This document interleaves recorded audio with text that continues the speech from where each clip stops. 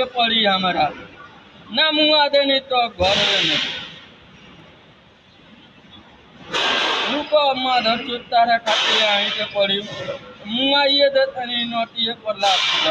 गाड़ी न देवे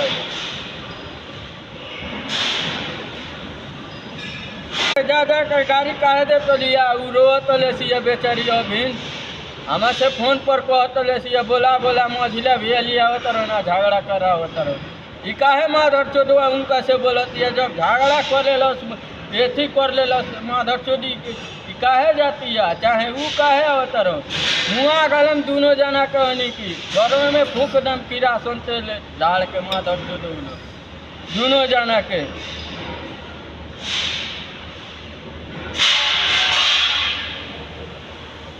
फूक दे है माधर चोदो जान भी दियो आई अभी